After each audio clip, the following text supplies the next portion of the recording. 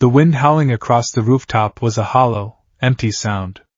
It whipped at Izuku Midoriya's middle school uniform, chilling the sweat that had gathered on his collar, but he barely felt the cold. He was frozen, rooted to the green-painted concrete, staring at the skeletal man coughing into his hand just a few feet away. A few moments ago, this man had been a god. He had been the symbol of peace, the towering, invincible mountain of muscle and charisma known as All Might. Now, after a cloud of steam and a horrifying hiss of deflating tissue, he was a frail, hollow-cheeked ghost wearing clothes far too large for him. The silence stretched between them, heavy and suffocating. Izuku could hear the distant traffic of Musudafa's city below, the blaring horns and the screeching tires, the ambient noise of a society entirely obsessed with the spectacular. But up here, isolated against the graying afternoon sky, the spectacle was dead. A pro hero is always putting his life on the line, All Might said. His voice was no longer the booming baritone that shook stadiums. It was thin, weary, the voice of a man who had seen too much blood and buried too many friends. He lifted his baggy shirt, revealing a massive, gnarled crater of purple scar tissue that radiated out like a sunburst of agony across his left side. Izuku's breath hitched in his throat. The sheer violence of the injury was incomprehensible to a boy who had only ever seen violence sanitized on television. Some villains just can't be beaten without power, All Might continued, lowering the shirt. He turned away, his skeletal frame slumping as he walked toward the rooftop door. Can you be a hero without a quirk? No. I don't think you can. If you want to help people, become a police officer. They get a lot of crap because the heroes capture the villains, but it's a fine profession. Every word was a nail being driven into a coffin Izuku had spent 14 years trying to pry open. It's not bad to dream, young man, All Might said, his hand resting on the rusted doorknob. He didn't look back. But you have to consider what's realistic. The door opened with a harsh, metallic screech. The door closed. The heavy footsteps echoed down the stairwell, fading away into nothingness. Izuku stood alone on the roof for a long time. His notebook, Hero Analysis for the Future Volume 13, lay scorched and slightly damp in his trembling hands. A few minutes ago, All Might had signed it. Now, the signature felt like a mocking epitaph on a tombstone. Realistic. The word echoed in Izuku's skull, bouncing around in the empty spaces where his hope used to live. He didn't cry. He thought he would. He had cried so many times in his life. When the doctor told him he had an extra toe joint, when Kaken had burned his shoulder, when his mother had apologized instead of encouraging him. But now, the tears wouldn't come. There was only a profound, hollow numbness, spreading from his chest outward, anesthetizing his limbs. He walked to the edge of the roof and looked down. The people below were ants. The cars were little toys. The brightly colored billboards plastered across the skyscrapers advertised hero-endorsed energy drinks, hero-branded insurance policies, hero-themed clothing. It was an entire economy, an entire culture, built on the genetic lottery. You were born a god, or you were born an ant. Izuku turned away from the edge. He walked to the stairwell, opened the door, and began the long descent down into the shadows of the city. The smell of burning plastic and ozone hit him before he heard the explosions. Izuku had been walking aimlessly, his feet carrying him through the streets of Musudafu on pure autopilot. His brain was a sluggish loop of the afternoon's events. He hadn't realized he had wandered toward the Tatooine shopping district until the ground beneath his red sneakers violently trembled. Boom! The sound was distinct. Sharp, percussive, carrying the distinct crackle of nitroglycerin. Kaken! Izuku's head snapped up. Down the street, a massive crowd had gathered behind police barricades. Plumes of thick, acrid black smoke were billowing into the twilight sky. Fire licked at the sides of the commercial buildings, shattering windows and raining glass down onto the pavement. Habit took over. Before the logic could stop him, Izuku was jogging toward the scene, his notebook gripped tightly in his hand. He pushed his way to the front of the murmuring crowd, slipping between the legs of a towering man with a minor mutation quirk. When Izuku saw what was happening, the breath was punched out of his lungs. It was the sludge villain. The same amorphous, suffocating mass of toxic fluid that had nearly drowned Izuku under the overpass earlier that day. The villain had escaped. How? Izuku's mind raced. All Might put him in a plastic bottle. He was in All Might's pocket. A sickening realization crashed over him like freezing water. When Izuku had recklessly grabbed onto All Might's leg and taken flight, the hero had struggled to shake him off. In the chaos of the wind and the reprimand, the bottle must have slipped from the hero's cargo pants. This is my fault. Izuku stared in horror as the sludge villain swelled in the middle of the street, laughing maniacally as it whipped liquid tendrils into the surrounding storefronts, starting fires. And trapped within the swirling epicenter of that living mud was a boy. Tufts of spiky, ash-blonde hair protruded from the sludge. Crimson eyes, wide with uncharacteristic terror and feral rage, locked onto the crowd. Katsuki Bakugo was suffocating. He was setting off massive explosions from his palms, but the concussive blasts were only feeding the fire around them, and doing nothing to damage the fluid body of the villain. Why aren't the heroes doing anything? A woman in the crowd shrieked. Izuku looked around frantically. The pros were there. Kamui Woods was holding back the falling debris, but his wooden limbs were vulnerable to the roaring fires. Empty Lady was standing 2 streets over, complaining that she couldn't fit into a 2-lane road in her giant form. Death Arms was nursing a bruised fist, his immense strength useless against a villain that couldn't be punched. Backdraft was desperately trying to keep the flames from spreading to a nearby gas station, completely occupied. They were waiting. They were all waiting for someone with a better quirk matchup to arrive. He's going to die, Izuku thought. Kaken is going to die, and it's my fault. Izuku felt his legs twitch. The overwhelming urge to run forward, to throw his backpack at the villain's eye, to dig his fingers into the sludge and claw his childhood tormentor free, roared in his blood. His body leaned forward, crossing the imaginary line between bystander and participant. He took 1 step, and then, his mind, sharpened by years of obsessive, meticulous analysis, kicked in. Time seemed to slow to a crawl. The analytical engine in Izuku's brain, usually reserved for deciphering the mechanics of hero quirks, turned inward. If I run in there, what happens? He possessed no superhuman strength. He possessed no speed. He had a yellow backpack filled with textbooks. Equation: 1 quirkless boy 1 physical attack equals 0 damage to fluid body. Reaction: the villain will lash out. It has the strength to tear down a brick wall. It will swat me away, or worse, grab me too. Outcome: I will become a hostage. Backdraft will have to divert his water stream to save me, causing the fires to spread to the gas station. Kamui Woods will overextend trying to catch me, breaking his support lines and letting the collapsing roof crush the trapped civilians. Kaken will suffocate faster because the villain will use me as a shield against his explosions. Izuku's foot froze in midair. He planted it back on the pavement. If he ran in without a plan, without a quirk, without power, he wouldn't be a hero. He would be a liability. He would be a suicide victim dragging others down with him. You have to consider what's realistic. All Might's words weren't just cruel. They were mathematically, undeniably true. Izuku stood there, trembling violently, tears of sheer impotence finally spilling over his cheeks. He watched his childhood friend fight for his life, and he did nothing. A sudden roar shattered the tension. A blur of movement tore through the crowd. It wasn't All Might. It was a local underground hero Izuku didn't immediately recognize, clad in heat-resistant armor, wielding compressed liquid nitrogen grenades. The hero didn't shout a catchphrase. He simply moved with tactical precision, throwing a grenade into the villain's core and using a high-tensile wire to yank Bakugo out as the sludge flash froze. The crowd erupted into cheers. The villain shattered into frozen chunks, the police moving in instantly with containment units. Bakugo was coughing on the ground, surrounded by paramedics. The pros patted the armored hero on the back. The system worked. The right quirk, the right gear, the right time. Izuku didn't stay to watch the aftermath. He didn't want to see Kaken's prideful scowl or the heroes basking in the camera flashes. He turned his back to the flashing blue and red lights and walked away, melting into the shadows of the alleyways. He was a coward. He was useless. He was Deku. The rain began to fall just as the sun completely disappeared beneath the horizon, washing the neon-drenched city in a cold, unforgiving drizzle. Izuku deliberately took the long way home, avoiding the well-lit main avenues in favor of the narrow, twisting labyrinth of Mizutafu's older industrial sector.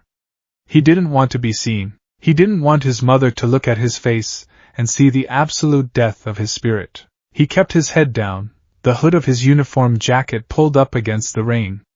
The streets here were cracked, littered with damp newspapers and broken glass. The streetlights flickered with erratic, dying electricity, casting long, distorted shadows against the corrugated metal walls of abandoned warehouses. "Hey, kid!"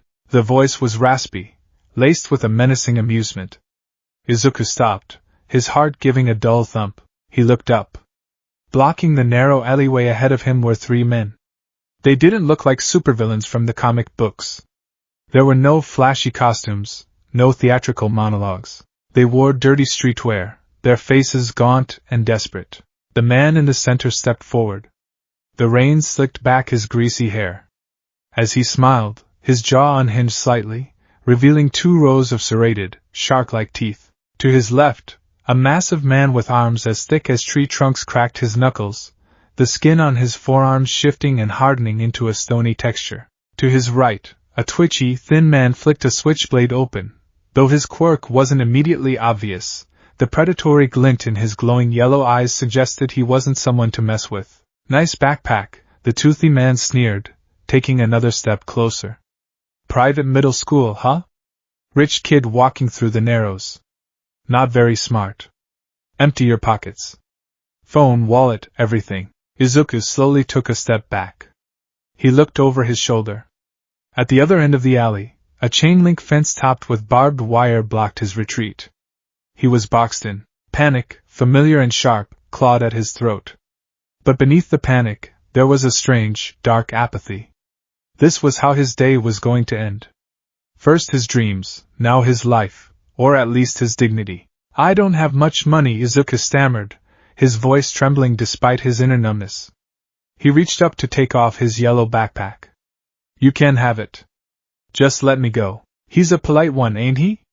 The stone-armed man grunted, stepping into Izuku's personal space. The sheer size difference was terrifying. The man grabbed the strap of Izuku's backpack and yanked. Izuku stumbled forward, crashing to his knees on the wet asphalt. His palms scraped against the gravel, stinging fiercely. The men laughed. "Check the bag," the toothy man ordered. "If he's holding out on us, cut him." The thin man with the switchblade stepped forward, crouching down next to Izuku with a sadistic grin. Izuku closed his eyes tightly, bracing for the blade, bracing for the pain. He wished he had a quirk. He wished he could breathe fire like his father, or pull objects like his mother. He wished he wasn't so pathetically, inherently weak. Crack. The sound was sharp, loud as a gunshot. The alleyway was plunged into absolute, pitch-black darkness. Izuku gasped, his eyes flying open, but he couldn't see a thing. The single, flickering streetlight above them had shattered, showering the alley in sparks and glass. "What the hell?" the toothy man shouted. "Who did that?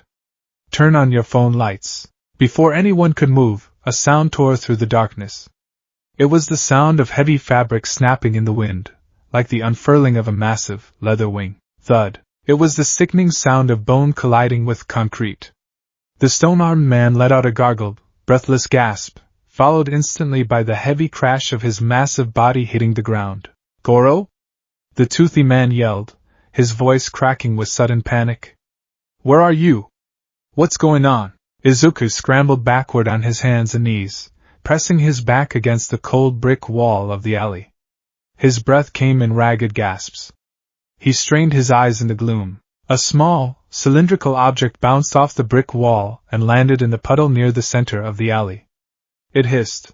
In a fraction of a second, a thick, gray smoke erupted, filling the confined space, plunging visibility down to absolute zero. "I can't see!" the man with the switchblade shrieked, slashing wildly into the air. "Show yourself, you coward!" From the dense fog, a shadow moved. It wasn't human. It was too tall, too broad, with 2 jagged points rising from its head like demonic horns. Izuku watched, paralyzed by a primal, instinctual fear, as the shadow flowed through the smoke like water. There was no flashy battle cry. There was no glowing aura of power. There was only horrifying, clinical efficiency. An arm clad in black armor reached out from the fog, grabbing the switchblade wielder's wrist. Izuku heard a sharp, sickening snap. The man screamed in agony, dropping the knife. The shadow didn't pause. It shifted its weight, driving a brutal elbow into the man's sternum, dropping him to the ground in a heap of breathless groans. The toothy man was backing away, his bravado entirely evaporated. He was hyperventilating, his eyes darting wildly. Pro hero. You a pro? I'll kill you! I'll bite your face off. He lunged forward into the smoke, his serrated jaws snapping wildly. The shadow ducked under the wild attack. A cape, black as the void, flared out, obscuring the toothy man's vision entirely. A gauntlet fist struck with piston-like speed, once to the solar plexus, once under the jaw, and a final, devastating palm strike to the temple. The toothy man crumpled instantly, completely unconscious before he even hit the pavement. The fight had lasted less than 10 seconds. The smoke began to thin, washed away by the falling rain. Izuku remained pressed against the brick wall, his heart hammering against his ribs like a trapped bird. Standing amidst the groaning, unconscious bodies of the muggers was a nightmare-given form. The figure was easily over 6 feet tall, draped in a dark, tactical armor that seemed to absorb the ambient light. A massive, scalloped cape hung from broad shoulders, pooling around heavy combat boots. But it was the face, or rather the lack of one, that terrified Izuku the most. The cowl was molded with angry, severe lines, topped with 2 pointed ears. Where the eyes should have been, there were only 2 slashes of glowing, blank white light. It wasn't a hero. Heroes wore bright colors. Heroes smiled. Heroes reassured the public. This thing was a monster that hunted in the dark. The white lenses slowly turned, locking onto Izuku. Izuku stopped breathing. He felt completely laid bare beneath that blank stare. His analytical mind, despite the terror, was racing. No visible quirk activation. Movement was entirely martial arts based. Krav Maga? Muay Thai?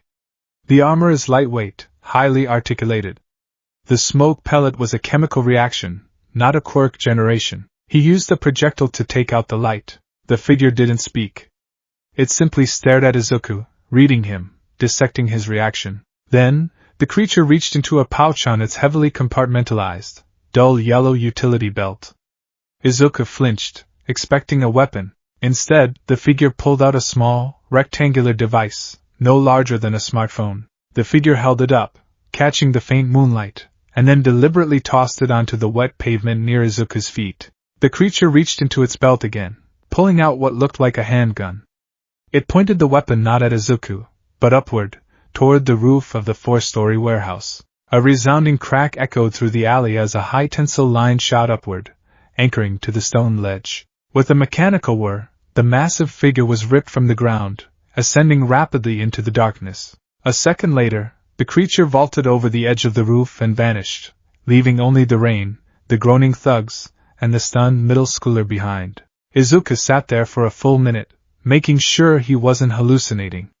Carefully, deliberately, he crawled forward on his hands and knees. He bypassed his discarded yellow backpack, his eyes locked on the small device the vigilante had thrown. He picked it up. It was heavy, encased in a ruggedized, matte black metal chassis. The screen was dark, save for a single, pulsing green dot in the center, and a small alphanumeric keypad below it. Izuku didn't know what it was. But as he turned it over in his hands, feeling the cold metal, a spark ignited in the deadened ashes of his chest. Someone out there was fighting villains without relying on a flashy quirk. Someone was using fear, shadows, and technology to level the playing field. Izuku slipped the device into his pocket, grabbed his backpack, and ran home. The glow of the computer monitor was the only light in Izuku's bedroom. His room was a shrine to All Might. Posters, action figures, bedsheets, and replica costumes covered every square inch of the space. Usually, entering this room filled Izuku with a sense of comfort and motivation. Tonight the bright blue and red colors felt oppressive. The smiling faces of All Might plastered on the walls felt like an audience of clowns, silently mocking him. Izuku ignored them. He sat at his desk, his brow furrowed in intense concentration, his fingers flying across the greasy keyboard of his customized, cobbled-together desktop computer. The mysterious black device was plugged into one of the USB ports via a modified adapter Izuku had soldered together 20 minutes ago. What are you? Izuku thought, leaning closer to the screen. When he had first plugged it in, his computer hadn't even recognized it as a storage device. It was heavily shielded, running an operating system Izuku had never seen before. But Izuku wasn't just a fanboy who scribbled notes about hero costumes. To analyze quirks, track hero agency patrol routes, and decrypt police scanner frequencies, Izuku had taught himself advanced computer science, cryptography, and network architecture. His mind was a sponge for complex systems. He opened a command terminal and began running a brute force decryption script he had written months ago to bypass the UA High School public firewall, just to see if he could. The script bounced back immediately. Access denied? 256-bit AES encryption. Izuku smiled. It was the first time he had smiled all day. It was a challenge. Okay, Izuku muttered to himself, the old habit returning, but this time, it was devoid of nervousness.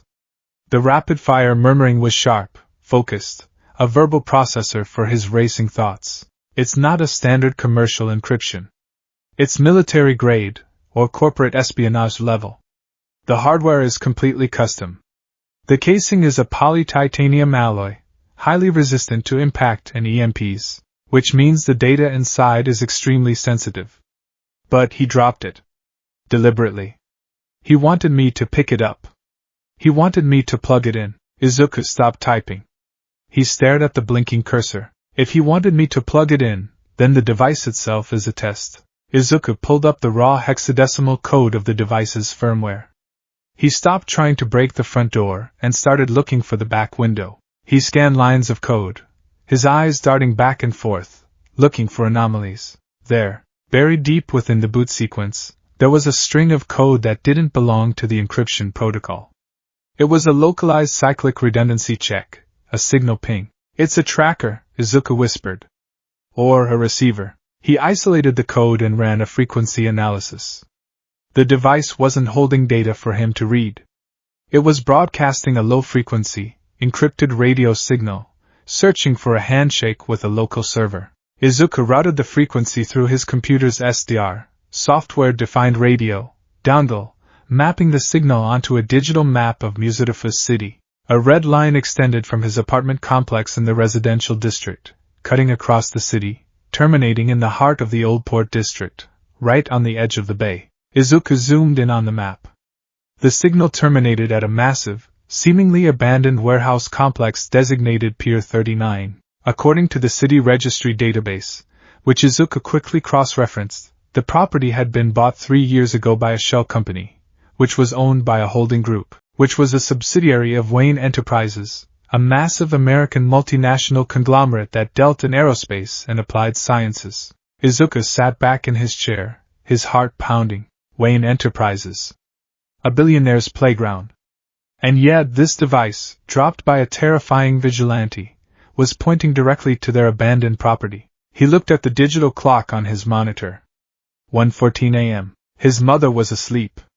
He had school in 6 hours. Izuku looked down at his own hands.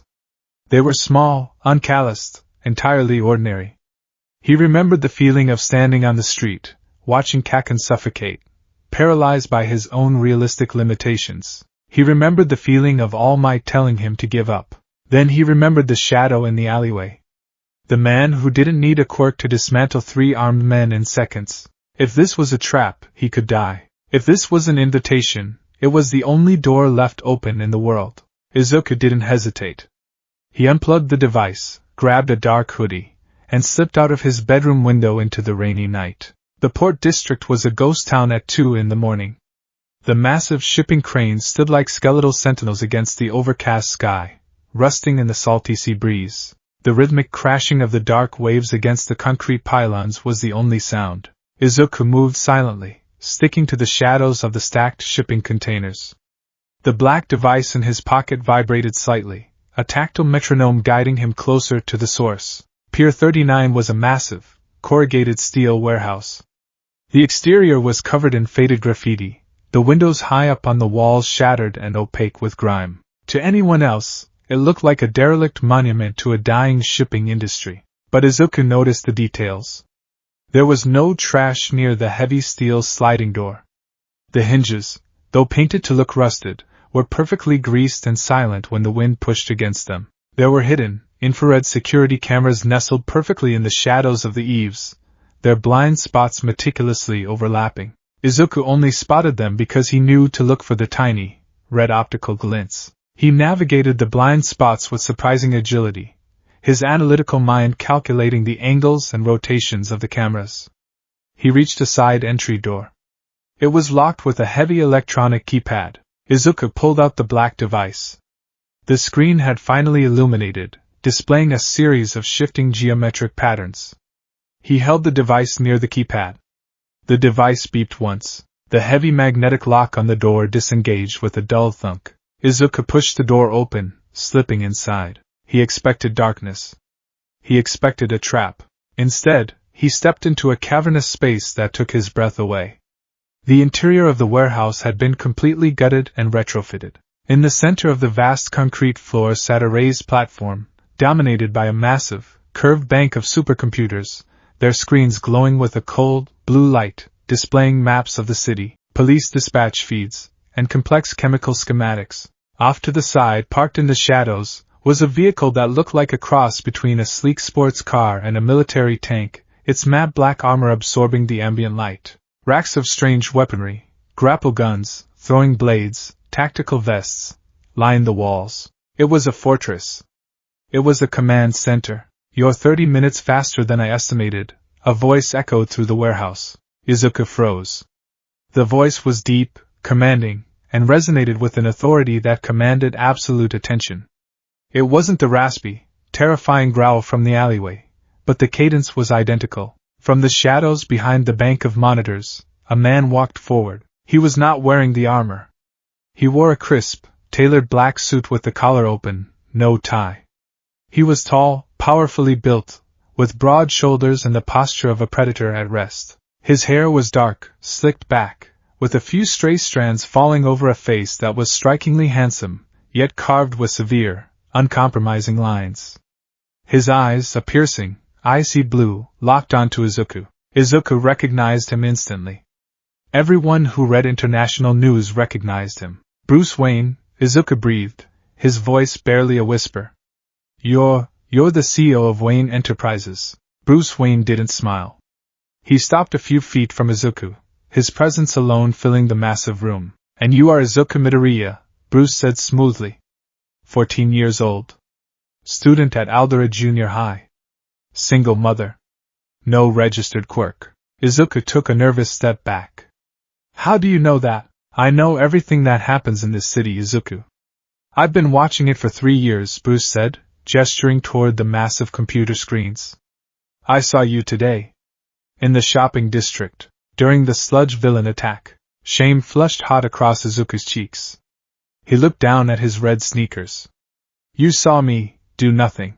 "I saw you do the math," Bruce corrected, his voice hardening slightly. "I saw a boy who wanted desperately to charge in, but had the tactical intelligence to realize that running into a volatile situation with no plan, no leverage, and no physical advantage would only result in collateral damage." Izuku looked up stunned. You don't think I'm a coward? I think you're a pragmatist.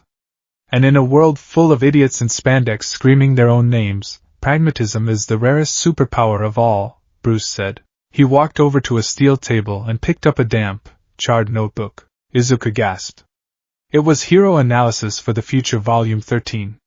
He had dropped it in the alleyway when the muggers attacked him. Bruce flipped through the pages, his eyes scanning the incredibly detailed, manic sketches in cramped handwriting. "I've read this.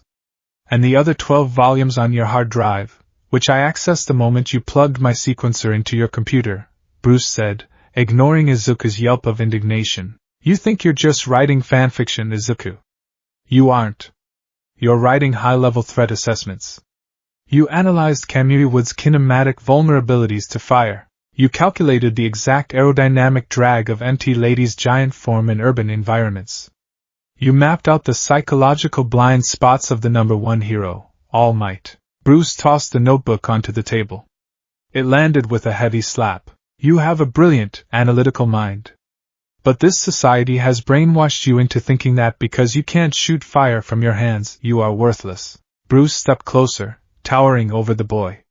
The icy blue eyes seemed to pierce right through Izuku's soul, unearthing every insecurity, every fear, and every suppressed ounce of rage he had ever felt. Let me tell you about this society, Izuku. It is a house of cards. They treat heroism like it's a celebrity popularity contest. They merchandise justice. They smile for the cameras while the rot festers in the alleys where the cameras don't go. Pro-heroes are reactive. They wait for a villain to blow up a building so they can flex for the press. They don't prevent crime. They monetize it. Izuku was speechless. This man was tearing down everything he had ever believed in, everything he had worshipped since he was a toddler in an all-might onesie. And yet the terrifying part was, it made sense. Izuku had seen it today. The pros waiting for a better matchup while a boy suffocated. Who are you? Izuku asked, his voice shaking. Why are you doing this? Why dress up like a bat? Bruce's expression darkened, shadows seemingly deepening in the hollows of his face. Because criminals are a cowardly, superstitious lot. They don't fear a man in a suit. They don't fear a smiling celebrity. They fear the unknown. They fear the dark. I am the shadow that this bright, artificial world casts. I am the deterrence. Bruce turned and walked toward a glass display case embedded in the wall. He pressed a button on a remote. The lights inside the case flickered on, illuminating the terrifying, black tactical armor Izuku had seen in the alleyway. The cowl stared blankly into the room. I am a quirkless man, Izuku. Just like you, Bruce said quietly, his back to the boy. Izuku's eyes widened to the size of saucers. You don't have a quirk? But the way you fought, the speed, the power. Training, Bruce said, turning back around. Years of agonizing, relentless training. Pushing the human body and mind to the absolute apex of their biological limits. Mastering chemistry, criminology, engineering, martial arts, and psychology. A quirk is a crutch. It makes men lazy. It makes them predictable. A man with a hammer sees every problem as a nail. A man with a mind sees the entire board. Bruce walked back to Izuku. The distance between them vanished. The billionaire knelt down on one knee, bringing himself down to eye level with the trembling middle schooler. All Might told you today that you can't be a hero without power. Society tells you that you are a genetically inferior relic. They tell you to give up. Bruce extended a hand. It was scarred, calloused, the knuckles slightly discolored from years of violence. I am offering you a different path, Izuku. I can teach you how to move in the shadows. I can teach you how to turn your fear into a weapon. I can forge your mind into the sharpest blade in the city. I will break you down, and I will rebuild you into something they cannot ignore. Izuku stared at the extended hand. His mind flashed back to the doctor's office. Sorry, kid. It's not going to happen. His mind flashed to Katsuki Bakugo's sneering face. Take a swan dive off the roof. His mind flashed to All Might's deflated, weary form. You have to consider what's realistic. They had all told him it was impossible. But here, in this dark, cavernous warehouse, a man who had conquered the darkness was offering him a torch. It wouldn't be a bright, sunny path. There would be no cheers. There would be no action figures of him sold in stores. It would be brutal, lonely, and dangerous. Izuku looked up into Bruce Wayne's eyes. The tears that had refused to fall on the rooftop now brimmed in his eyes, but they were not tears of sorrow. They were tears of a caged animal seeing the door click open. Izuku Midoriya reached out and gripped Bruce Wayne's hand. His grip was small, but it was incredibly firm. Teach me, Izuku said, his voice dropping the nervous stutter, solidifying into steel. Teach me how to be the shadow. Bruce Wayne's lips twitched upward into a faint, dangerous smile. Welcome to the cave, Izuku.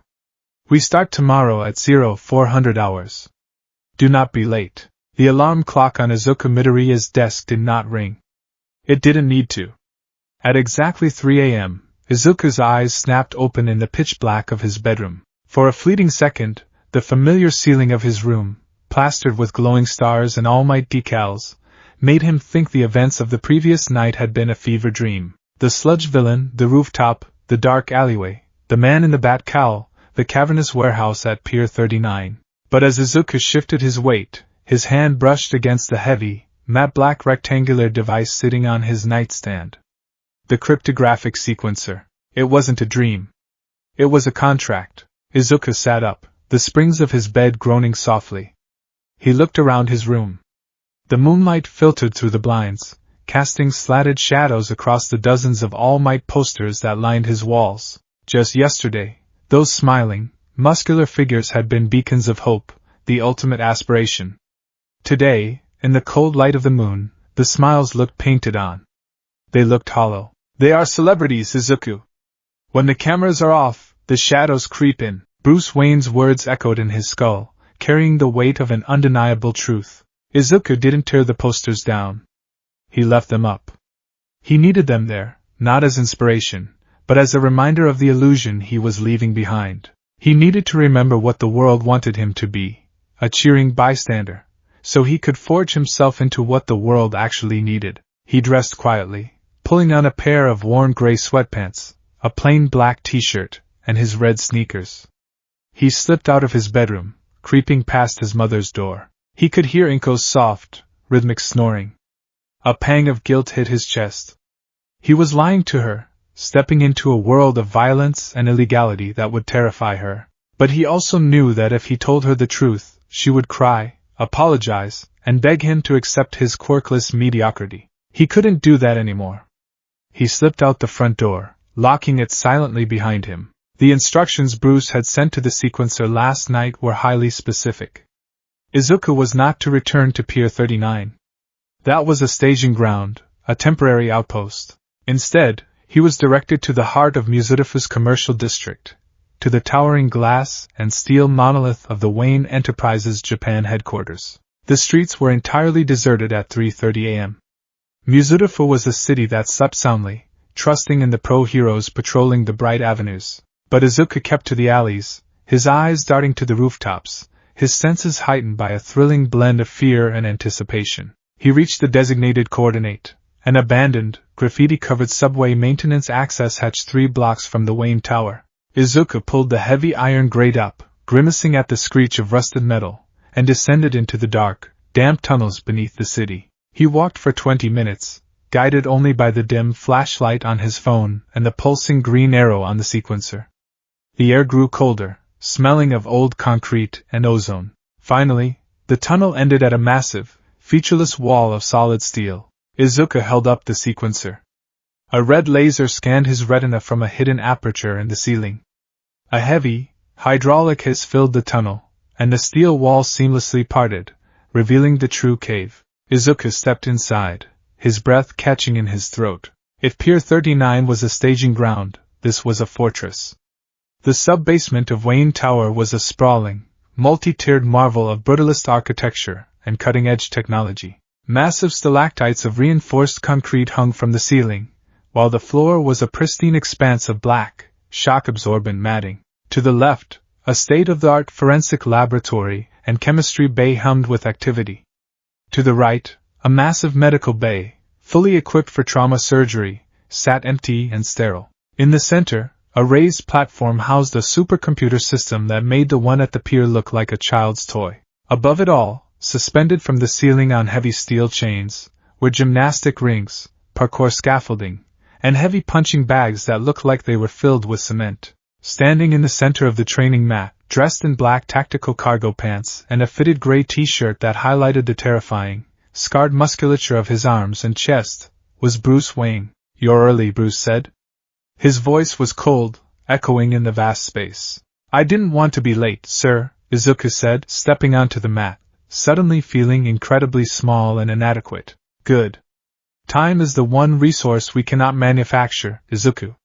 We have 10 months before the UA high school entrance exams," Bruce said, turning to face him. His icy blue eyes were entirely devoid of warmth. This was no longer the man who had offered him a hand in the dark. This was a drill sergeant, a master, a tyrant. 10 months, Izuku repeated, his analytical mind spinning. To pass the practical exam, I need to accumulate villain points. The exams traditionally use robotics to avoid human casualties. I'll need to figure out a way to dismantle them without a physical augmentation quirk. Stop, Bruce commanded. The word cracked like a whip.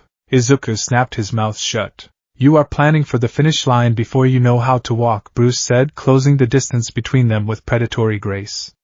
You think Yui is the goal. It is not. Yui is a tool. It is a credential you will use to operate legally in a society obsessed with bureaucracy. The entrance exam is trivial. I am not training you to pass a test, Izuku. I am training you to survive a war. Bruce gestured to the sprawling cave around them. Look at the heroes of your world. They rely on their genetic lottery. A man who can shoot fire from his hands never bothers to learn how to fight in close quarters, because he assumes nothing will ever get past his flames. A man who is bulletproof never bothers to learn stealth, because he doesn't fear being shot. They are lazy. They are specialized, and when they encounter a villain who neutralizes their specific quirk, they die. Bruce stepped right into Izuku's personal space. You have no quirk. You have no specialty. Therefore, you must master everything.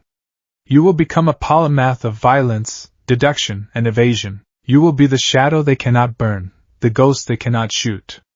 But to rebuild you into that weapon, I must first break you down. Bruce pointed a finger at a massive rack of weighted vests and steel plates. Put on the 40-pound vest. Run up the maintenance stairwell to the roof of the tower. All 85 flights. When you reach the top, do not stop. Run back down. You have 30 minutes. Izuku blinked. 85 flights? With 40 pounds? I don't think I can. If you say I can't again, the door is behind you. Go back to your All Might posters, Bruce said softly, turning his back. Izuku clenched his fists.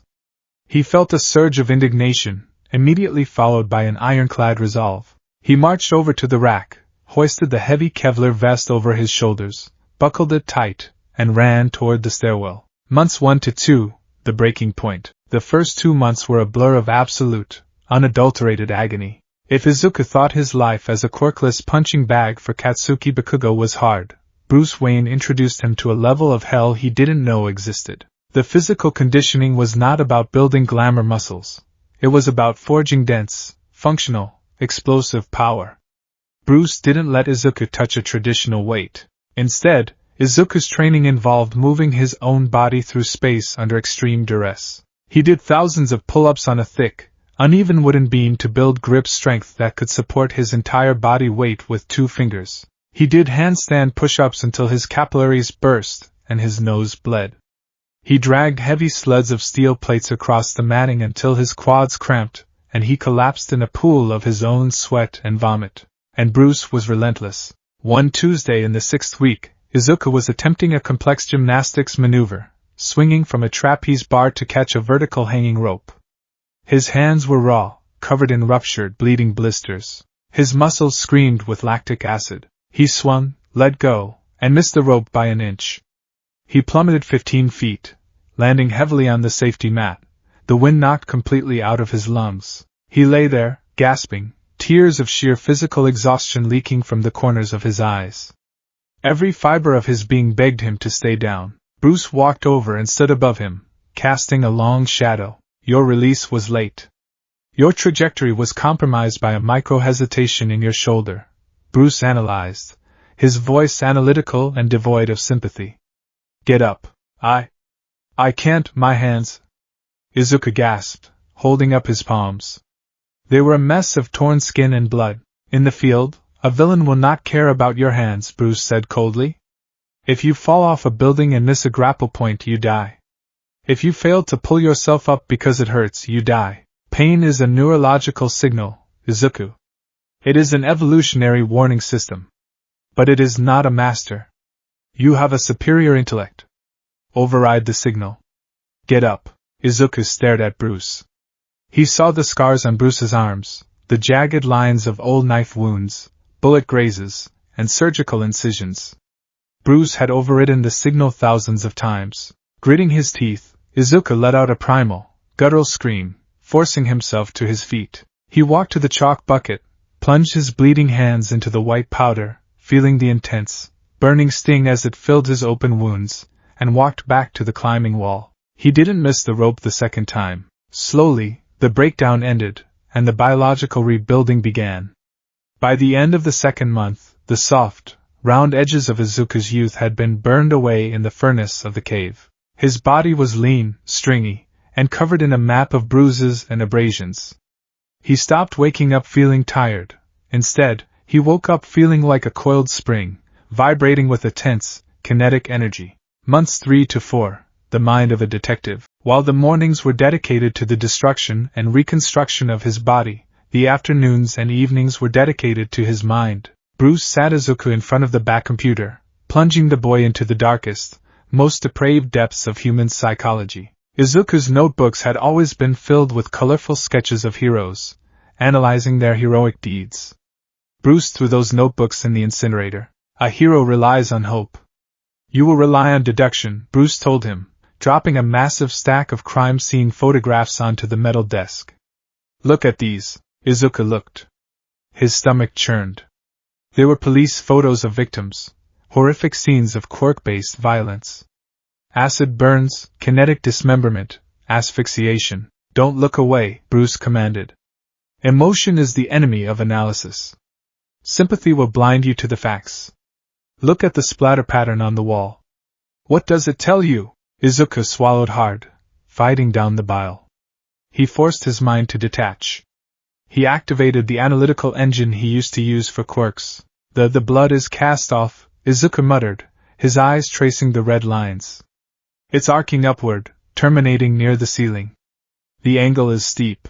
Conclusion? The attacker was swinging a weapon from a low starting point, an underhand strike. And given the height of the victim, the attacker must be exceptionally short, or striking from a crouching position. Good. Now factor in the burn marks around the wound, Bruce said. Thermal necrosis, Izuku said, his muttering speeding up, becoming a rapid-fire stream of data processing. But it's localized. Not a general fire quirk. A heated weapon. A blade that superheats. If the attacker is short, uses an underhand superheated blade, it matches the MO of the villain's scorched earth that operated in Hosa City 3 years ago. Excellent, Bruce said, tapping the desk. This became their routine. Izuku studied criminology, forensic pathology, and abnormal psychology. He learned to identify the chemical composition of explosives just by the smell of the residue. Then came the chemistry lab. Bruce didn't just give Izuku gadgets, he made him build them. Izuku learned how to synthesize the volatile chemical compounds required for the bat's signature smoke pellets. He learned the exact ratio of barium nitrate, potassium chlorate, and aluminum powder to create a flashbang that would blind a villain for exactly 10 seconds without causing permanent retinal damage. He spent weeks perfecting the explosive gel, a non-Newtonian fluid that could be sprayed onto a structural weak point and detonated remotely. Bruce made him calculate the exact shear force required to blow a hinge off a steel door without killing the hostage tied up behind it. Izuku's intellect, freed from the constraints of public school memorization, exploded. He was a sponge, absorbing college-level chemistry, physics, and engineering. One evening, Bruce tossed a heavy, yellow utility belt onto Izuku's desk. Fill it, Bruce said. From now on, this is your lifeline. If you don't know exactly what is in every pouch, by touch alone, in the pitch black you're dead. Izuku ran his fingers over the heavy, reinforced leather. It felt like the heaviest, most important thing in the world. Months 5 to 6, Escapology and the Art of Breathing. Month 5 introduced Izuku to the concept of true panic, and how to weaponize it. Villains with quirks are inherently arrogant, Bruce lectured as they stood in the center of the cave.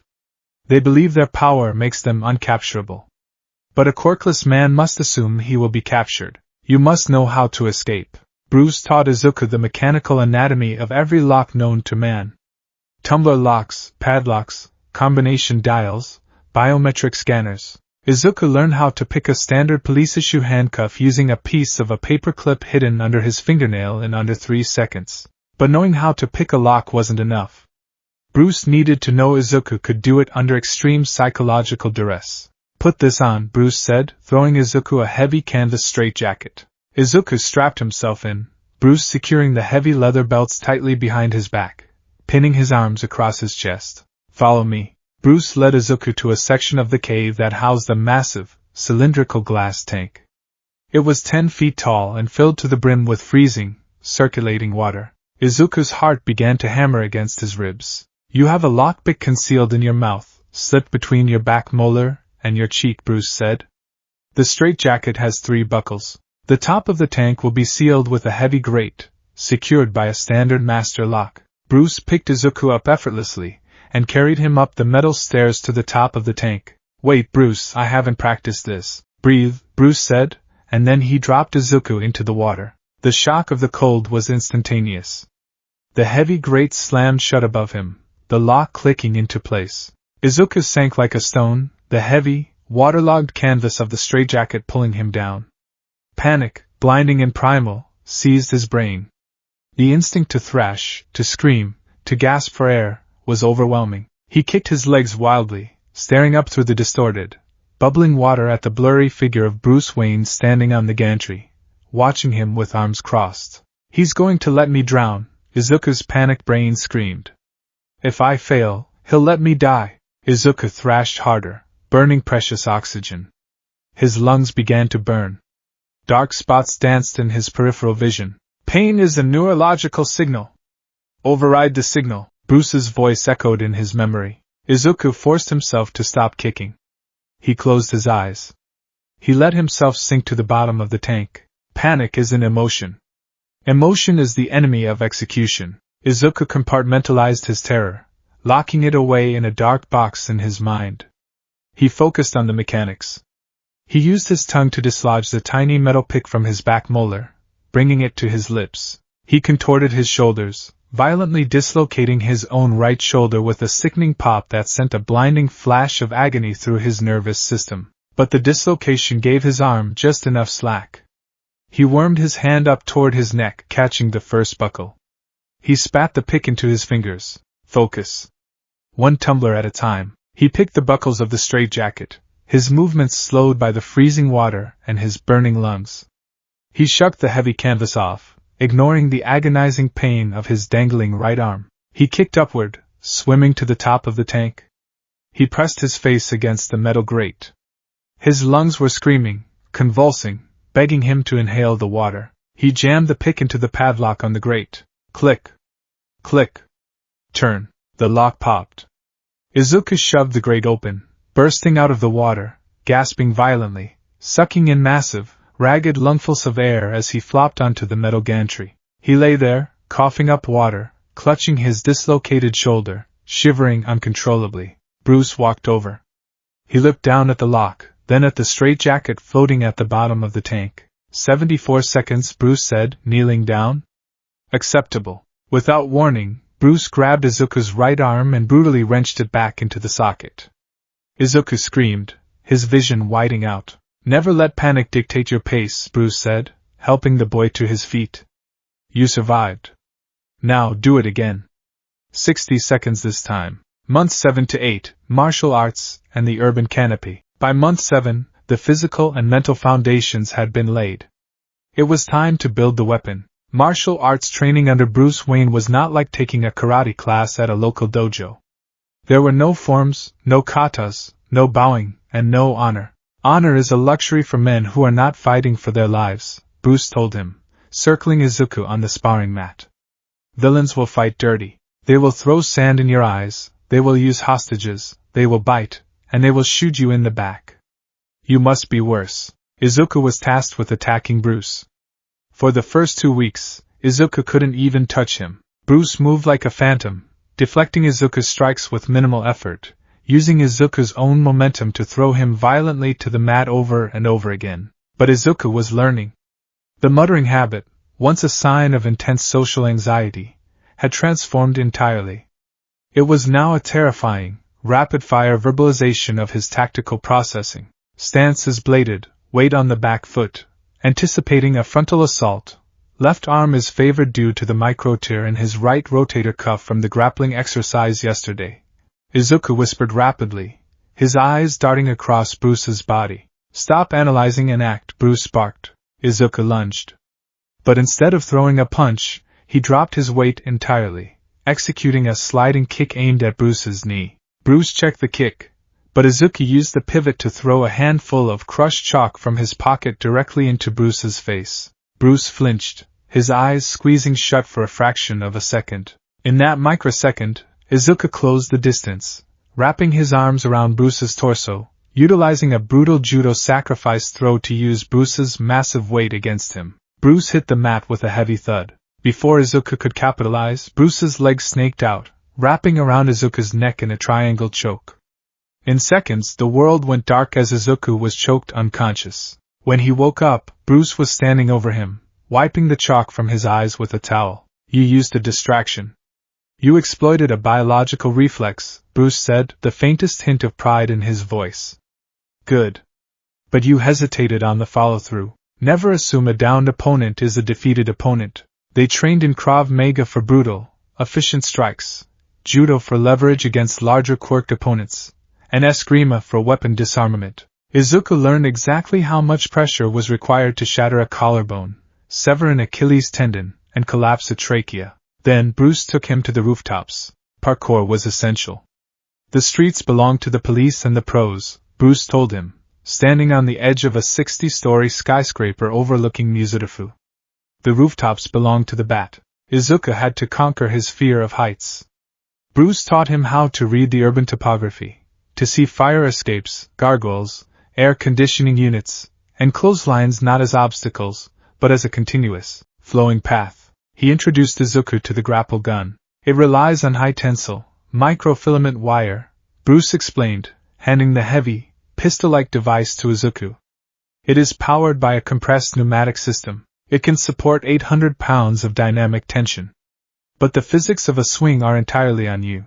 If you miscalculate the pendulum arc, you will smash into a brick wall at 40 miles an hour and shatter every bone in your body." Izuku practiced for weeks, first in the cave, then in the abandoned port district. He learned the terrifying, exhilarating sensation of free-falling off a ledge, waiting until the absolute last second to fire the grapple, feeling the violent, bone-rattling jerk in his shoulder as the line caught, and swinging through the air like a pendulum of vengeance. For a boy who had been told his whole life he was tethered to the ground, the feeling of flight, achieved not through a quirk, but through his own physical mastery and intellect, was intoxicating. Months 9 to 10, the Crucible. The final 2 months were a synthesis of everything he had learned. Izuku's transformation was startling. If Inko Midoriya hadn't been so distracted by her son's sudden, obsessive studying schedule, she would have been terrified. 14-year-old Izuku Midoriya was gone. Standing in front of the mirror in the cave's locker room, Izuku barely recognized himself. His soft, rounded face had hollowed out, his jawline sharp and set in a permanent expression of focused intensity. His body was a tapestry of violence.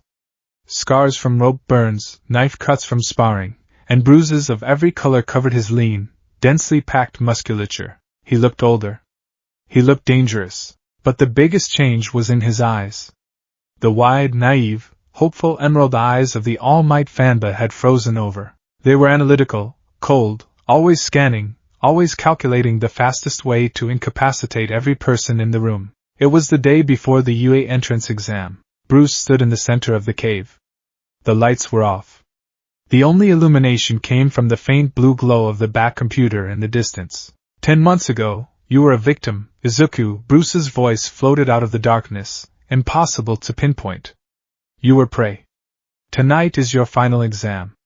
You must survive me for 5 minutes. Izuku stood on the edge of the mat. He wore his tactical cargo pants, his yellow utility belt, and a tight black combat shirt. He didn't speak. He closed his eyes and listened. Heartbeat. Footsteps. The displacement of air. He reached into his belt and pulled out a smoke pellet, smashing it at his own feet. The thick gray smoke erupted, concealing his position. Immediately, a heavy batarang sliced through the smoke, right where Izuku's head had been a fraction of a second before. Izuku dropped into a silent crouch, rolling to his right. He pulled his grapple gun, aiming it at the ceiling scaffolding, and fired. He ascended rapidly, melting into the shadows of the rafters. Below him, Batman moved through the smoke. He was silent, a ghost in the dark. Izuku pulled 3 specialized, blunt-tipped batarangs from his belt. He had learned the geometry of the throw. It wasn't about power, It was about wrist flick and aerodynamic spin. He threw them in rapid succession. Not at Bruce, but at the chains holding the heavy punching bags around the perimeter. Clang! Clang! Clang! The chains snapped. The massive, cement-filled bags dropped from the ceiling, crashing onto the mat around Bruce, creating a chaotic barrage of noise and dust. Bruce dodged the falling bags effortlessly, but the noise masked the sound of Izuku dropping from the rafters. Izuku descended, his cape, a lightweight, reinforced glider fabric Bruce had gifted him, flaring out to slow his descent. He dropped directly behind Bruce, aiming a brutal, double heel strike at the base of the Batman's neck. Bruce didn't even look back. He sidestepped, catching Izuku by the ankle midair, and slammed the boy violently into the mat. The breath exploded from Izuku's lungs. Bruce was instantly on top of him, pinning his arms, raising a gauntlet fist for a devastating finishing blow. But Izuku wasn't looking at the fist. He was looking at Bruce's belt. As Bruce swung downward, Izuku twisted his hip, ignoring the screaming pain in his pinned shoulder, and slapped a small, circular device onto the side of Bruce's utility belt. It was an EMP charge, modified to emit a localized, high-voltage electrical shock. BZZZT. 50,000 volts of electricity surged through the metallic plating of Bruce's suit. Bruce grunted in pain, his muscles seizing involuntarily for exactly 1 second. 1 second was all Izuku needed. He bucked his hips, threw Bruce off balance, scrambled to his feet, and pressed the blunt edge of a batarang directly against Bruce's exposed carotid artery. The cave was dead silent, save for the hum of the computer and the heavy, ragged breathing of the boy. Bruce Wayne lay on the mat, looking up at the batarang at his throat, and then up at the cold, calculating eyes of his protege. Slowly, the corner of Bruce's mouth twitched upward. "Time," Bruce said quietly. Izuku stepped back, lowering the batarang, his chest heaving. He returned the weapon to his belt and stood at attention. Bruce stood up, dusting off his cape. He looked at Izuku for a long time. For 10 months, Bruce had been a nightmare, a torturer, a relentless force of nature designed to break the boy down. Now, looking at the weapon he had forged, Bruce Wayne finally nodded. "You are ready," Bruce said, the words carrying an immense, heavy gravity. "Tomorrow, you walk into the light. You will sit among the aspiring celebrities, the children with delusions of grandeur and flashy powers. They will look at you and see a quirkless, ordinary boy." Bruce walked over to a steel locker against the wall and opened it. Inside, hanging on a display mannequin, was a suit. It was a masterpiece of tactical engineering. It was heavily armored, plated with a military-grade Kevlar titanium weave. It was colored in deep, shadow-absorbing hues of dark green and matte black, a subtle homage to the boy's past, but distinctly predatory. It featured heavily reinforced gauntlets, steel-toed combat boots, and the signature yellow utility belt. But the most striking feature was the cowl. It covered the upper half of the face, featuring 2 swept-back, aerodynamic points resembling ears, and blank, intimidating white lenses that concealed the eyes entirely. Attached to the shoulders was a heavy, scalloped black cape, designed to glide and intimidate. "Let them think you are ordinary, Izuku," Bruce said, stepping aside so the boy could look upon his new skin. "Let them underestimate you, and when the time comes, show them what a man who has conquered the darkness can do." Izuku walked up to the suit. He reached out and touched the cold, armored plating of the chest. He didn't feel the naive thrill of a fanboy getting a costume. He felt the solemn, heavy responsibility of a soldier picking up his rifle. "I won't fail you, Bruce," Izuku said, his voice a low, gravelly promise. "No," Batman replied, the shadows seeming to lengthen around him. "You won't." The heavy steel doors of the locker room in the cave hissed shut, sealing Izuku Midoriya inside with the suit. For the last 10 months, his life had been defined by a brutal, stripping away of everything he once was. The crying fanboy with the yellow backpack had been dismantled, muscle by muscle, neuron by neuron. Now, it was time to put on the skin of the thing that had been built in his place. The suit hung perfectly still on its reinforced display mannequin, a masterpiece of Wayne Enterprises' Black Book military engineering, modified heavily by Izuku's own tactical specifications over the last few weeks. It was bathed in the harsh, sterile overhead light of the locker room, casting long, menacing shadows against the concrete walls. Izuku approached it with the solemn reverence of a samurai approaching his armor before a final battle. He started with the base layer. He stripped off his sweat-drenched training clothes and pulled on the dark green undersuit. It was constructed from a proprietary Nomex and Kevlar biweave, designed to be completely fire-retardant and highly resistant to slashing and tearing. Woven into the fabric was a capillary system of microtubing that regulated core body temperature, ensuring he wouldn't overheat during high-exertion combat or freeze while grappling through the winter sky. Next came the armor plating.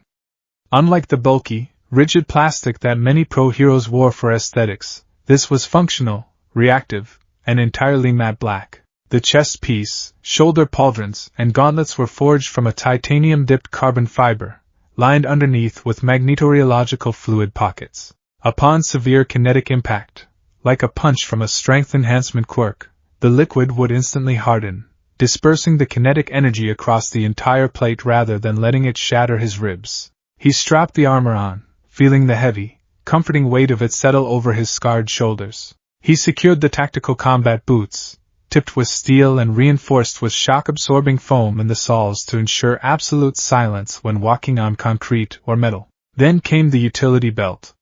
The dull yellow pouches clicked securely into place around his waist. It was the only splash of color on the entire uniform, serving a dual psychological purpose, drawing an enemy's eye away from his vital organs during a firefight, and housing the arsenal that made him a god in the shadows. He picked up the cape.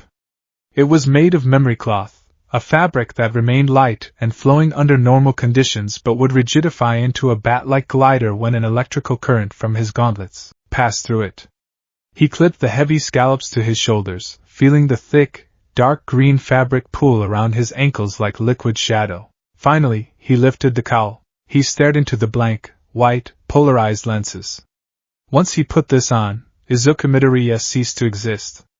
He would no longer be the quirkless kid from Aldera Junior High. He would become an extension of the night. A living, breathing tactical response to a society that had failed its most vulnerable. He pulled the cowl over his head. The internal HUD, heads-up display, booted up with a faint, electronic hum. The lenses illuminated, projecting a stream of data across his retinas: ambient temperature, atmospheric pressure, a localized sonar map, and a decrypted police scanner feed. He looked in the mirror. A demon stared back. The dark green and black armor absorbed the light. The pointed, swept-back ears of the cowl gave him a feral, predatory silhouette. He didn't look like a hero. He looked like something villains would check under their beds for. He turned and walked out into the cave. Bruce Wayne was waiting for him at the central workbench, dressed not in his own bat-suit, but in his crisp, dark trousers and a black turtleneck, his sleeves rolled up to reveal his heavily scarred forearms. Bruce looked up from the table. For a long, silent moment, the billionaire analyzed the boy. His icy blue eyes scanned the fit of the armor, the posture, the absolute lack of hesitation in Izuku's stride. Mobility? Bruce asked simply. Uncompromised, Izuku replied, his voice slightly distorted, dropped an octave by the built-in vocal synthesizer in the cowl. It sounded like gravel crunching under a heavy boot. The Mr. Fluid plates are lighter than I calculated. The weight distribution on the belt is perfectly balanced with the cape's drag. Good, Bruce said, gesturing to the table. Because armor only delays the inevitable. It is not what keeps you alive. These do. Spread across the brushed steel surface of the workbench was an arsenal that would make a SWAT team envious. But there were no firearms. There were no lethal weapons. Everything here was designed to incapacitate, disorient, and terrify. You've studied the schematics, you've mixed the chemicals, and you've read the manuals, Bruce said, his tone shifting into the rigid, uncompromising cadence of a commander. But theory is irrelevant on the streets. Today, we synchronize your intellect with your muscle memory. Bruce picked up a sleek, heavily modified, pistol-grip device. The grapple gun. In a world where heroes can fly, leap over buildings, or ride blasts of fire, gravity is your greatest enemy, Bruce explained, tossing the heavy device to Izuku. Izuku caught it effortlessly, his armored gauntlet wrapping around the grip with perfect familiarity. This levels the playing field. It operates on a compressed, liquid nitrogen pneumatic system. The high-tensile microfilament can hold 800 pounds. But it is only as smart as the man firing it. trajectory, pendulum arc, and anchor integrity, Izuku recited, his analytical mind firing on all cylinders. If I fire at a rusted fire escape on a dilapidated building, the anchor will tear the metal out, and I fall. I have to read the architecture in real time, precisely. And you have to understand the physics of your own momentum, Bruce said. He pointed toward the cavernous ceiling of the cave, where a complex network of steel girders and stalactites hung 80 feet in the air. Get up there. Do not touch the ground for 5 minutes. Go. Izuku didn't hesitate. He aimed the grapple gun at a steel crossbeam, his thumb hitting the firing stud. With a loud crack, the magnetic anchor shot upward, trailing the nearly invisible wire. It clamped onto the steel with a resounding clang. Izuku squeezed the retraction trigger. The winch engaged violently, ripping him off the floor with breathtaking speed. The G-force slammed into his chest, but his core tightened, bracing for it. As he approached the beam, he didn't stop. He released the trigger, disengaged the line, and allowed his upward momentum to carry him into a flawless front flip over the girder. While completely inverted in midair, he fired the grapple again, snagging a concrete stalactite 40 feet away. He swung like a pendulum through the cavernous darkness.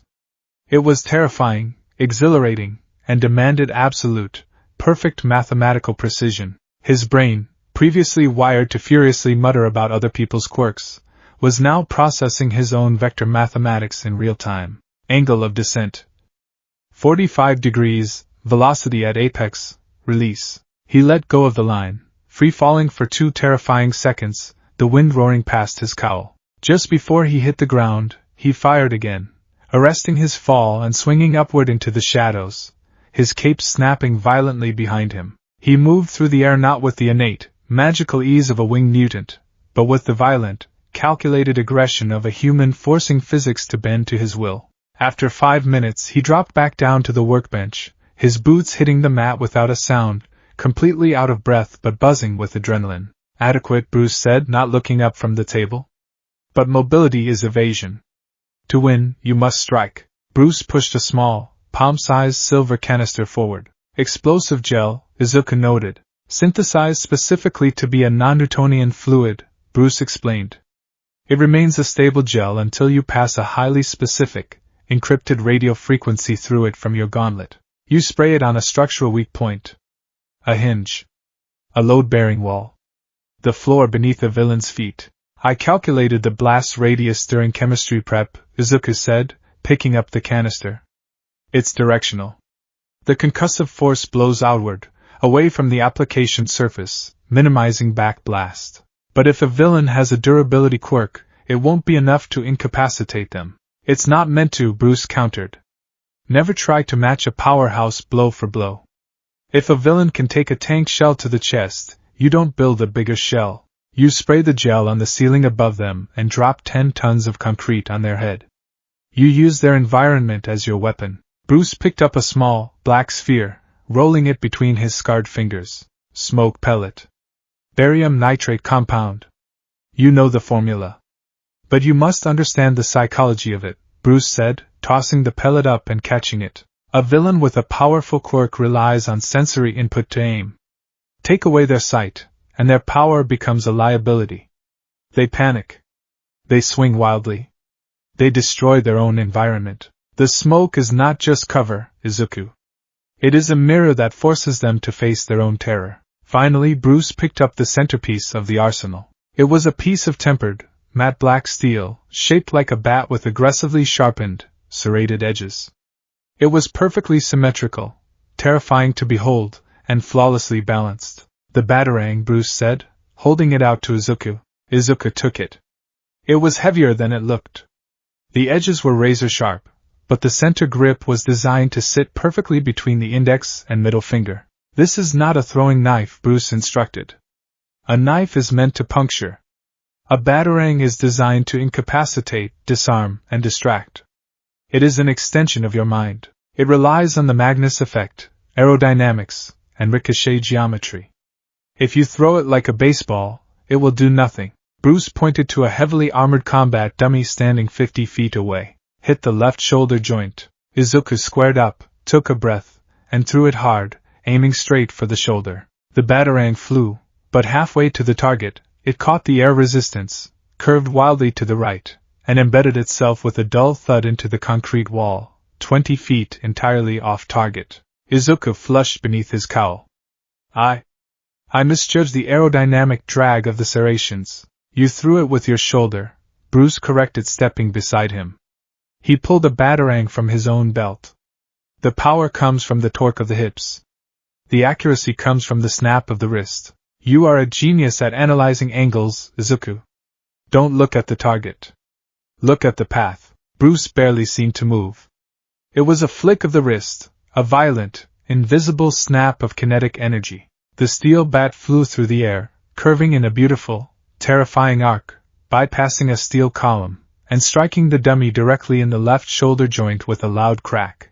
Again, Bruce said. Izuku pulled another batarang from his belt. He closed his eyes. He stopped trying to be strong, and started trying to be smart. He calculated the weight of the steel, the velocity required, the exact angle of release to generate the necessary spin for a curved trajectory. He opened his eyes. He stepped into the throw, twisting his hips, isolating his shoulder, and violently snapping his wrist. The batarang hissed through the air, curving sharply to the left, and struck the dummy exactly in the center of its chest plate. Better, Bruce noted. Now do it moving. For the next 3 hours, the cave echoed with the relentless sounds of clashing steel, exploding smoke, and the hiss of the grapple gun. Izuku's muttering returned, but it was no longer the nervous tick of a powerless boy. It was the terrifying, hyper-focused processing of a tactical supercomputer.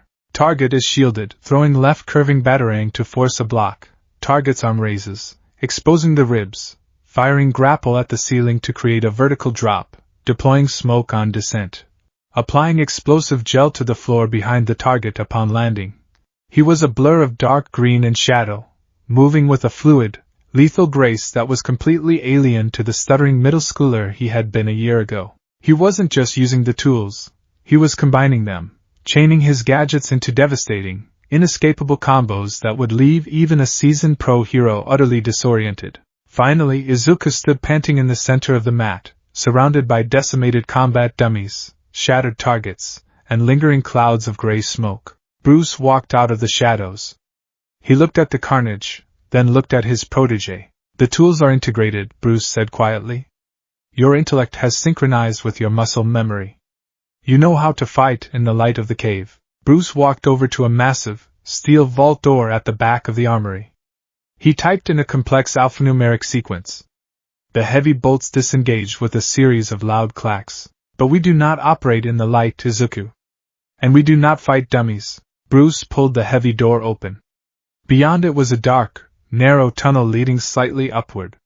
The faint smell of rain, ozone, and rotting garbage wafted down into the sterile air of the cave. You've taken the physical crucible. You've mastered the tools. But none of that matters if you cannot pull the trigger against a living, breathing monster, Bruce said, turning back to face Izuku. The entrance exam for UA is tomorrow. Before you go play hero in the sun, you must pass your final exam in the dark. Izuku felt a cold spike of adrenaline hit his stomach. This wasn't a drill anymore. We are going out, Izuku said, his voice steady despite the racing of his heart. Yes, Bruce confirmed. But understand this, Izuku. What we do tonight is not licensed. It is not sanctioned by the Hero Public Safety Commission. To them, we are not heroes. We are vigilantes. We are criminals. If you are caught, you will not go to UA. You will go to Tartarus. Bruce stepped closer, his icy blue eyes boring into the white lenses of Izuku's cowl. This is the line between the celebrities and the shadows. The pros fight for the applause, the paychecks, and the law. We fight for the people the law has forgotten. We break the rules to preserve justice. If you hesitate tonight, a man will die, and your life will end. Are you ready to cross the line? Izuku looked past Bruce, into the dark tunnel leading up to the city. He thought of the sludge villain. He thought of the pros standing on the sidelines, waiting for a better quirk matchup while a boy suffocated. He thought of the hollow, agonizing emptiness of society's rules. He didn't need a license to do what was right. He just needed a plan. I'm ready, Izuku said. Bruce reached into the shadows of the vault and pulled out his own cowl. He pulled it over his head, the terrifying silhouette of the Batman locking into place. The white lenses ignited, glowing with a demonic fury. Then let's go hunting, Batman growled. Muzdalifa was two different cities, stacked on top of each other. The upper city, the one featured on postcards and hero agency billboards, was a gleaming metropolis of glass, neon, and pristine streets. It was where All Might smiled from massive screens, where Endeavor patrolled the financial sectors, and where society pretended everything was perfect. The lower city, known colloquially as the Narrows, was the rot beneath the floorboards. It was a labyrinth of pre-quirk industrial factories, dilapidated tenements, and narrow, claustrophobic alleyways permanently choked with smog and the smell of raw sewage. The pro-heroes rarely patrolled down here. There were no cameras to catch their heroic poses. There were no wealthy citizens to offer endorsements. Down here, quirks weren't glamorous superpowers. They were hideous mutations, volatile curses, and tools for survival in a vicious, Darwinian meat grinder. It was raining hard. The water slicked the rusted fire escapes and formed oily, iridescent puddles on the cracked asphalt below. Perched on the edge of a Gothic, stone gargoyle atop an abandoned cathedral, 80 feet above the street, was Izuku. He was perfectly still, his dark green armor blending seamlessly with the oxidized copper of the roof. The rain drummed relentlessly against his cowl, but he felt entirely detached from the cold. The suit kept him warm, isolated, and focused. Beside him, cloaked entirely in his massive black cape, was Batman. Target is a man named Kenji Hirasawa. Batman's voice crackled softly in Izuku's internal earpiece, on a highly encrypted local frequency. Known in the underground as Stitch, he controls 50% of the trigger distribution in the Narrows. Izuku's HUD flashed, projecting a police mugshot of the target into his field of vision. Kenji Hirasawa looked like a nightmare. His skin was pale and stretched tightly over a skeletal frame, but his defining feature was the agonizing-looking, metallic staples and sutures that completely covered his lips, cheeks, and eyelids. Trigger, Izuku muttered over the comms, his analytical brain immediately pulling up the data. An illegal, highly volatile narcotic. It forces a user's quirk into a state of hyperevolution and overactivation, bypassing the body's natural biological limiters. It burns out their nervous system, turns them hyperaggressive, and usually ends in cardiac arrest or spontaneous combustion for emitter types. Correct. Hirasawa moves it through these alleys to avoid pro-hero airborne patrols, Batman said. He is extremely dangerous, Izuku. His quirk is razor wire. He can extrude hypercompressed, monomolecular tungsten wire from the pores in his fingertips and wrists. It is incredibly sharp, nearly invisible in the dark, and he can control its tension remotely. If he wraps it around your neck and pulls, it will sever your head from your shoulders before you even feel the cut. Izuku swallowed hard. The stakes were no longer theoretical. A single mistake tonight meant a gruesome, agonizing death. He travels with the crew, Batman continued, pointing down toward the street below. For muscle-class mutants. They act as mules for the drug shipments and meat shields. They are heavily armed with conventional weaponry. Izuku zoomed his optical lenses in. 2 blocks down, splashing through the flooded alleyway, was a group of 5 men. 4 of them were massive, hulking figures with various animalistic or stone-like mutations, carrying heavy duffel bags and assault rifles. In the center, walking with a twitchy, erratic gait, was Hirasawa. Your objective is simple. Batman's voice was cold, uncompromising. Incapacitate the 4 guards. Subdue Hirasawa. Secure the shipment. Leave them for the police. You have a 5-minute window before the local patrol car does its scheduled sweep of the perimeter. Izuku turned to look at his mentor. You're not coming down? I am your shadow, protege. Tonight you cast your own, Batman said, his white lenses narrowing slightly. I will only intervene if you are about to die. If I have to intervene, you have failed. You will not go to UA, and you will never wear that suit again. Do you understand? It was a harsh, unforgiving ultimatum. But Izuku knew it was necessary. If he couldn't survive one drug dealer in an alley, he would be slaughtered by the League of Villains or whatever true horrors awaited him in the future. I understand, Izuku said, his voice dropping into the terrifying, gravelly synthesizer. Then the night is yours. Batman stepped off the gargoyle, opening his cape, and vanished into the darkness of the sky, leaving Izuku entirely alone. Izuku took a deep breath, the damp air filtering through his cowl's rebreather. He looked down at the 5 men moving through the alley. Analyze, his brain commanded. 4 guards. Heavy mutations. The one on the left has rhinoceros-like dermal plating. Bulletproof. Blunt force trauma will be ineffective. The 2 in the back have extra appendages. Heightened sensory input? Need to isolate them. The one on the right is carrying the rifle with practiced ease. Military background, highly disciplined. Hirasawa is in the center. His razor wire quirk makes a direct frontal assault suicidal. If I drop into the middle, he'll turn the alley into a meat grinder. Conclusion: divide and conquer. Use fear as the crowbar to pry them apart. Izuku stepped off the gargoyle. He didn't glide. He dropped straight down, accelerating toward the pavement, waiting until the absolute last second to fire his grapple gun at a fire escape halfway down the building. The line caught, arresting his fall silently, and he swung effortlessly into the shadows of a 4th-floor balcony overlooking the alleyway ahead of the thugs. He unclipped 2 batarangs and a small, magnetic EMP charge from his belt. As the thugs passed directly beneath him, complaining about the rain and the weight of the duffel bags, Izuku went to work. He threw the first batarang. It sailed through the rain, curving sharply to the left, and struck the only functioning streetlight in the alleyway with a loud shatter. The alley was instantly plunged into absolute darkness, save for the faint, ambient neon glow bleeding in from the distant avenues. What the hell? The rhino mutant grunted, his voice echoing off the brick walls. Did the bulb blow? Shut up and keep moving, Hirasawa hissed, his voice sounding like 2 pieces of sandpaper rubbing together. Keep your eyes open. Izuku moved. He fired his grapple line horizontally across the alley, hooking onto the opposite roof, and pulled himself silently across the gap, positioning himself directly behind the rear 2 guards. He threw the EMP charge. It landed directly on the barrel of the assault rifle held by the military-trained guard on the right. BZZZZT. The charge detonated with a bright blue flash of electricity, frying the rifle's firing mechanism and violently shocking the guard. The massive man let out a strangled cry, dropping the weapon and falling to his knees, his muscles convulsing. We're under attack! The rhino mutant roared, spinning around blindly in the dark. Where are they? Spread out! Shoot anything that moves! Hirasawa screamed, holding his hands up. Even in the darkness, Izuku's thermal lenses could see the faint, terrifying glint of the monomolecular wires extending from Hirasawa's fingertips, weaving a deadly, invisible web across the center of the alley. He's panicking, Izuku analyzed. He's locking down the center.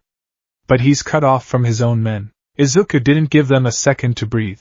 He dropped from the fire escape, landing silently on the lid of a metal dumpster right behind the guard with the extra appendages. Before the man could react to the shift in air pressure, Izuku lunged. He didn't throw a punch. He wrapped his armored arm around the man's throat in a flawless Krav Maga blood choke, simultaneously driving a knee into the back of the man's knee joint to collapse his posture. The guard thrashed wildly, but Izuku held on with terrifying, mechanical strength. Within 4 seconds the guard went limp, unconscious. Izuku lowered him silently to the ground. 3 left. Jean? Where are you? The rhino mutant yelled, stepping backward, terrified by the sudden silence from his comrade. Izuku pulled a smoke pellet and threw it violently at the ground between the rhino mutant and Hirasawa. Bang! A thick, blinding cloud of gray smoke erupted, completely filling the narrow corridor of the alley. The thugs began coughing violently. Don't move in the smoke! Hirasawa shrieked, blindly sweeping his arms. The invisible razor wires sliced through the brick walls on either side of the alley like hot knives through butter, raining pulverized red dust down on the street. If Izuku had been standing there, he would have been diced into pieces. But Izuku wasn't on the ground. As soon as the smoke deployed, he had fired his grapple straight up, ascending 30 feet to cling to the underside of a rusty fire escape platform, directly above the rhino mutant. Dermal plating makes him immune to blunt trauma, Izuku thought, pulling the canister of explosive gel from his belt. But the plating adds immense weight to his skeletal structure. Izuku leaned over the edge of the platform and sprayed a heavy, bat-shaped glob of the blue, glowing gel directly onto the rusted, corroded bolts securing the heavy iron fire escape to the brick wall. He fired his grapple again, swinging away to a secure window ledge on the opposite building. He looked down. The rhino mutant was wandering blindly through the smoke, right beneath the fire escape. Izuku pressed a button on his gauntlet. Boom! The directional explosion severed the bolts instantly. The heavy, iron fire escape, weighing over a ton, shrieked in protest as it tore away from the brick wall and plummeted downward. It crashed directly onto the rhino mutant. The man's dermal plating prevented the iron from crushing him to death, but the immense weight pinned him completely to the asphalt, trapping him beneath the twisted metal wreckage. He roared in fury and pain, unable to move his massive limbs. To left. The military-trained guard, having recovered from the EMP shock, pulled a heavy combat knife from his boot and backed against the wall. He was breathing heavily, his eyes darting frantically through the thinning smoke. "Show yourself, you freak!" he screamed. Izuku obliged. He stepped out of the shadows at the far end of the alley, letting the faint moonlight catch the terrifying silhouette of the cowl and the heavy, scalloped cape. The guard locked onto him. With a roar of adrenaline, the massive man charged, thrusting the combat knife forward with lethal intent. Izuku didn't move. He stood perfectly still, his hands at his sides, his white lenses fixed entirely on the charging man. 10 feet. 5 feet. Strike zone. As the knife thrust toward his chest, Izuku moved with a speed that defied the heavy look of his armor. He sidestepped the blade by a fraction of an inch, his hands snapping up like a viper to grab the guard's wrist. Izuku twisted violently, applying an Aikido joint lock that utilized the massive man's own forward momentum. A sickening crack echoed in the alley as the guard's wrist shattered. He dropped the knife with a scream. Izuku didn't pause. He pivoted, driving an armored elbow directly into the man's floating ribs, followed instantly by a devastating, open-palm strike to the base of the jaw. The guard's eyes rolled back in his head, and he collapsed to the wet pavement like a puppet with its strings cut. Izuku stepped over the body, turning his attention to the final target. Kenji Hirasawa stood alone in the center of the alley, surrounded by the unconscious or pinned bodies of his heavily armed crew. The smoke was clearing, revealing the absolute carnage that had unfolded in less than 60 seconds. The drug dealer was hyperventilating, his stapled face pale with absolute terror. He stared at the demon in green and black armor walking slowly, methodically toward him. What are you?" Hirasawa screamed, his voice breaking. "You some kind of new pro? I'll carve you into pieces. I'll skin you alive!" Hirasawa threw his hands forward. In the glow of Izuku's thermal HUD, a dozen razor-sharp tungsten wires shot forward, forming a lethal, unavoidable grid aimed directly at Izuku's neck and torso. "He's desperate. He's overextended his attack range," Izuku analyzed. Izuku didn't try to dodge. He dropped to his knees, sliding across the wet, slick pavement on his armored knee pads, leaning backward Matrix style. The invisible razor wire sailed less than an inch above his cowl, slicing off the very tip of one of his batters. Before Hirasawa could retract the wires, Izuku slid right into the dealer's guard. Izuku reached into his belt and pulled out 2 specialized, heavy-duty bolas, 2 steel balls connected by a thick, insulated Kevlar cord. He whipped the bolas upwards, wrapping them viciously around Hirasawa's wrists, binding the dealer's hands together and trapping the deadly quirk pores. "No!" Hirasawa shrieked, struggling frantically to pull his hands apart. Izuku rose to his feet in one fluid motion, towering over the terrified villain. He grabbed the front of Hirasawa's jacket with one armored hand, lifting the man entirely off his feet. "The trigger shipment stopped tonight," Izuku growled, his voice synthesizer vibrating with demonic, terrifying bass. "Tell your suppliers that the Narrows belong to the Shadows now," Hirasawa whimpered, tears mixing with the rain on his face. Okay, man, whatever you say. Just don't kill me." Izuku pulled his right arm back, the heavy, titanium-plated gauntlet clenching into a fist. Wham! The punch connected flawlessly with the side of Hirasawa's jaw. The dealer was unconscious before he hit the ground. Izuku stood in the rain, his chest heaving slightly. The alley was dead silent, save for the patter of the rain and the groans of the pinned rhino mutant. He looked at his armored hands. There was no shaking. There was no fear. He had just systematically dismantled a highly dangerous, armed criminal syndicate in under 3 minutes, entirely without a quirk. He didn't need explosive sweat. He didn't need super strength. He just needed discipline, fear, and a plan. A heavy, leather wing snapped in the wind behind him. Izuku turned. Batman dropped silently from the fire escape above, landing in the center of the carnage. The Dark Knight slowly looked around the alley, his white lenses scanning the unconscious thugs, the bound dealer, and the severed fire escape.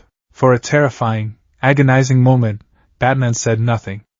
Izuku stood at attention, waiting for the critique, waiting to hear what micro-hesitation he had made, what angle he had miscalculated. Bruce walked over to the unconscious Hirasawa. He reached down and pulled a massive, heavy duffel bag full of glowing vials of trigger out from under the dealer's coat. He attached a small, blinking police beacon to the bag. Then Batman turned to face Izuku. He didn't critique.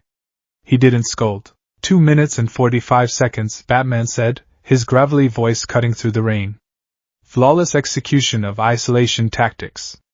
Perfect utilization of environmental hazards. You controlled the pace, you controlled their fear, and you neutralized the lethal quirk without taking a scratch. Batman stepped forward, placing a heavy, gauntlet hand on Izuku's shoulder. It was the first time in 10 months he had offered physical contact that wasn't a strike or a grapple. You passed, protégé, Batman said softly. The crucible is over. A surge of overwhelming, profound emotion hit Izuku. It wasn't the manic, fanboy joy he used to feel when All Might smiled on television. It was a deep, quiet, unbreakable pride. He had earned this. He had bled for this. Sirens wailed in the distance, growing rapidly louder. The scheduled police patrol was approaching. The police are coming, Izuku said, glancing toward the mouth of the alley. Then we are leaving, Batman commanded, pulling his grapple gun. Wait, Izuku said. He reached into his belt and pulled out a single batarang. He walked over to the brick wall next to the unconscious dealer and drove the sharp steel deep into the mortar, leaving it embedded there as a calling card. A warning to anyone else who thought the Narrows were unprotected. He turned back to his mentor, pulling his own grapple gun. Now I'm ready for you, Izuku said, the white lenses of his cowl narrowing with absolute resolve. Tomorrow, you play the student, Batman said, aiming his grapple at the sky. But never forget what you truly are. Batman fired his line, ripping upwards into the stormy sky, vanishing into the storm. Izuku looked around the alley one last time, taking in the scene of his first true victory. He fired his grapple, following his mentor up into the darkness, leaving the broken villains for the police, and leaving Izuku Midoriya's past behind forever.